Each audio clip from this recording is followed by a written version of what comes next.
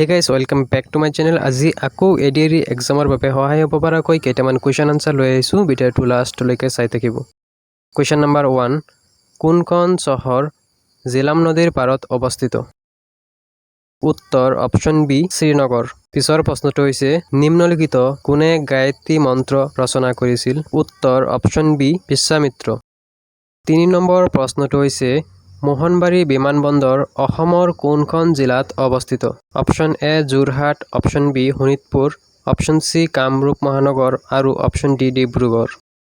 আৰু ইয়াৰ শুদ্ধ উত্তৰটো হৈছে অপচন ডি ডিব্ৰুগড়। ডিব্ৰুগড় জিলাত মোহনবাৰী বিমানবন্দৰ অৱস্থিত। পিছৰ প্ৰশ্নটো হৈছে ভাৰতৰ পঞ্চায়তী ৰাজ ব্যৱস্থাত কিমানটা স্তৰ আছে? উত্তৰটো হ'ব অপচন সি 3টা। ভাৰতৰ পঞ্চায়তী ৰাজ ব্যৱস্থাত 3টা স্তৰ আছে।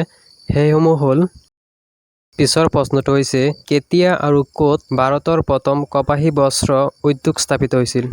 উত্তৰ অপচন ডি কলকাতা 1818 চনত। পিছৰ প্ৰশ্নটো হৈছে অসমৰ ডিগবৈ শোধনাগাৰ কিমান চনত স্থাপন হৈছিল? উত্তৰ অপচন সি 1901 চনত।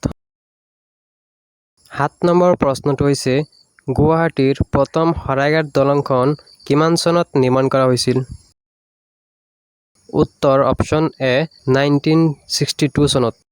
পিছৰ প্ৰশ্নটো হৈছে বৰদলৈ ট্ৰফী কিমান চনৰ পৰা আৰম্ভ হয়? উত্তৰ অপচন এ 1952 চনত।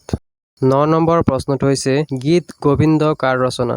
Option A Kalidas, option B Tulsidas, option C Jayadeva আৰু অপচন ডি ৰাম সৰস্বতী। আৰু শুদ্ধ উত্তৰটো হ'ব অপচন সি জয়দেৱ। পিছৰ প্ৰশ্নটো হৈছে অসমৰ বাহিৰত প্ৰকাশ পোৱা প্ৰথম অসমীয়া আলোচনীখনৰ নাম কি? অপচন এ অৰুণোদয়, অপচন বি জোনাকী, অপচন সি বাঁহী আৰু অপচন ডি ওপৰৰ এটাও নহয়। শুদ্ধ উত্তৰটো হ'ব অপচন বি জোনাকী। 11 নম্বৰ প্ৰশ্নটো হৈছে প্ৰথম অসমীয়া কথা কবিতাৰ ৰচক কোন? উত্তৰ অপচন বি যতীন্দ্ৰনাথ দুৱৰা। পিছৰ প্ৰশ্নটো হৈছে ৰায়মনা ৰাষ্ট্ৰীয় উদ্যান কোনখন জিলাত অৱস্থিত? Option A Morigaon, option B Jorhat, option C Kokrajhar আৰু অপচন ডি গোলাঘাট। শুদ্ধ উত্তৰটো হ'ব অপচন সি কোকৰাঝাৰ। পিছৰ প্ৰশ্নটো হৈছে ভাৰতৰ ক'ত আটাইতকৈ বেছি ঘেঁহু উৎপাদন হয়? উত্তৰ অপচন বি উত্তৰ প্ৰদেশ। পিছৰ প্ৰশ্নটো হ'ল অসম এছ'চিয়েশ্যন কিমান চনত গঠন কৰা হয়? উত্তৰ অপচন বি 1903 চনত। পিছৰ প্ৰশ্নটো হৈছে স্বাধীন অসমৰ প্ৰথম ৰাজ্যপাল কোন আছিল? শুদ্ধ উত্তৰটো হ'ব অপচন বি আকবৰ হাইদৰি।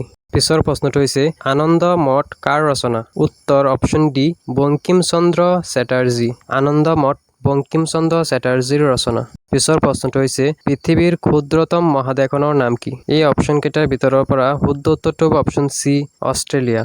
পিছৰ প্ৰশ্নটো হৈছে ভাৰতৰ নেপোলিয়ন বুলি কাক জনা যায়? শুদ্ধ উত্তৰটো হ'ব অপচন বি সমুদ্ৰগুপ্ত। পিছৰ প্ৰশ্নটো হৈছে কোনখন ৰাজ্যই অসমৰ সৈতে আটাইতকৈ দীঘল সীমা ভাগ বতৰা কৰে? শুদ্ধ উত্তৰটো হ'ব অপচন বি মেঘালয়।